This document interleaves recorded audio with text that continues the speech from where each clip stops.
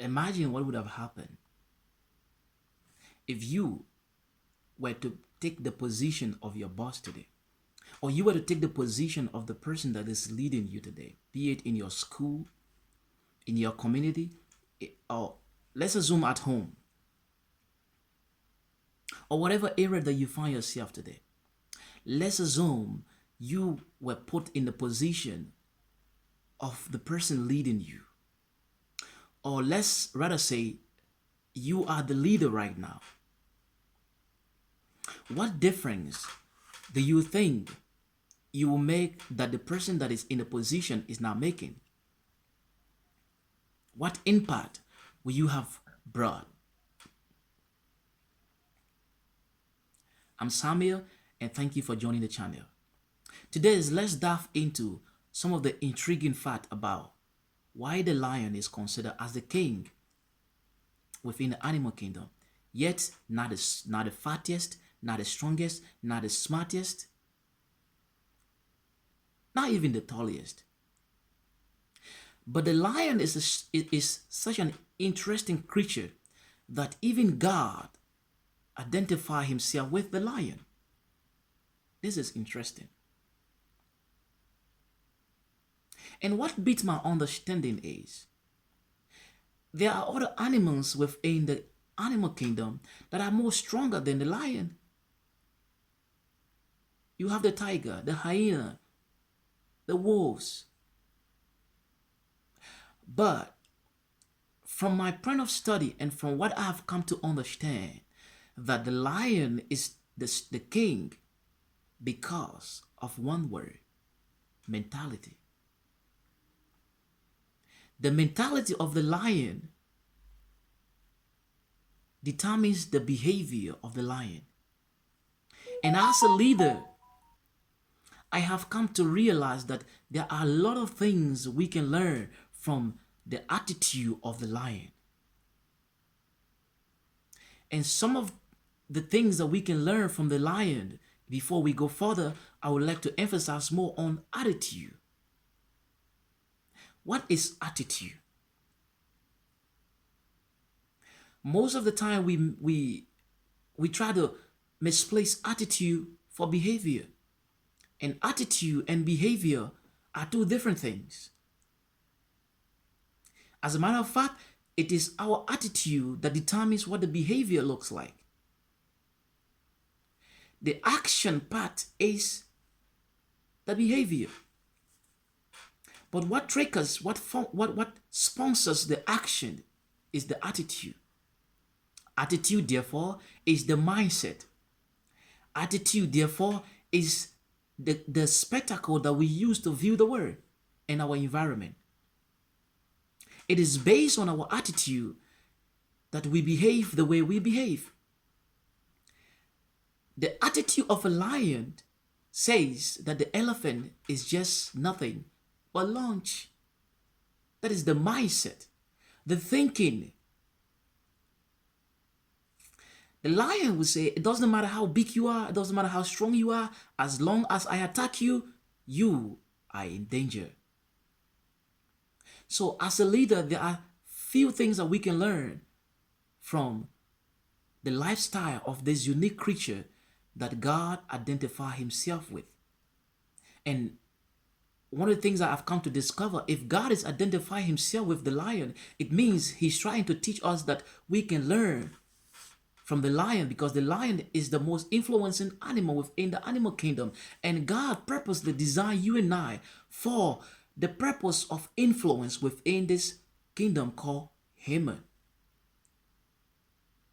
Oh yeah, if you didn't know that, the very reason that you were created is to influence the earth. Let them multiply and replenish. That word multiplied was talking about increasing through influence. Influencing the world with the kingdom and the purposes of God. So God is saying you can learn from this unique creature. It's not the fattest. So you don't, that cancels the fact that you can say, I'm not educated, I didn't go to school, I don't have money, I'm not the richest, I'm not. No. The lion is not the fattest, the strongest, the smartest, the tallest, but yet it's making the highest influence within the animals kingdom. That means you have got everything it takes to become influential. And how do you become influential? It starts with your mindset, your attitude towards yourself. And the highest form of mindset is developed when your attitude towards yourself start being right. When the lion see itself, one thing that comes to its mind, I am the king, and all other animals are just nothing but a breed. I can feed on them. I'm not saying this so that you can start, raising your ego above others. But what I'm trying to say that if you are able to relate with yourself well, just as your creator have designed you, then you'll be able to see within that lenses every other thing that is around you. And you begin to see others not as higher as above you. You begin to see yourself as a leader and not just as a servant, not just as some biological incident that were created. It will no longer matter whether you have a degree or not. It will no longer matter whether you have money in a bank or not, but your attitude will exhibit that which the Creator has purpose for you. One of the key things that I want you to learn from the lion is the mindset. The lion knows that it is the king and nothing changes that. Another thing I want you to learn from the lion is resilience. The lion is very resilient. It does not matter how many times the lion gets hit, it will never give up until it sees that this food is ready to be eaten.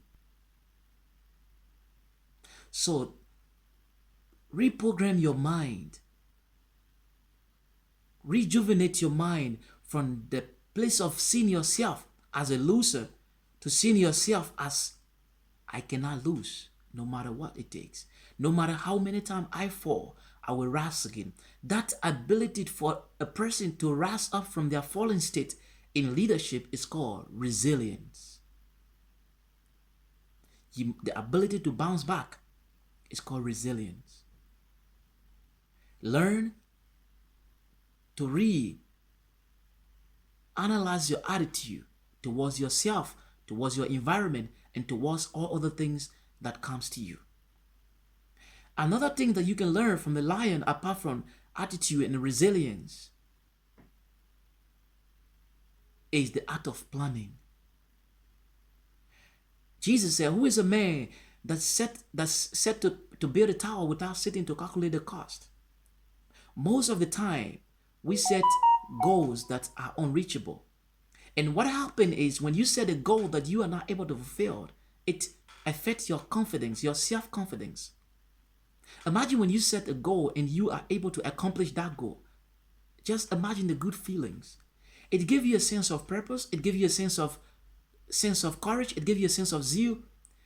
And on the opposite, if you set a goal that you are not able to accomplish, it gives you a sense of frustrations, it gives you a sense of demotions, it gives you a sense of less value. So make a goal or set a goal that is achievable. This is why when you set a goal, it is not advisable for you to share with others, so that if you don't fulfill it, then they will not come back to you and say, but you said you're going to do this. So the lion is quiet. The lion lies quietly when it's planning. So plan when nobody knows what you're planning. When you attack and failed, you still have the momentum to plan and attack again. But when you tell everybody that you're about to do this and you attack and fail, then people get back to you and say, but you say you're going to do this. And that brings you frustration, and you lose the strength to replan and reattack. I hope this video become helpful to you. And if you found this video, if this video really resonates with you, I'd like to say, leave your comment below. Let us know how you feel about this video. And if this is your first time here, kindly do us a favor by subscribing to this channel. Thank you for watching. Stay blessed till we meet you next time. I'm Samuel.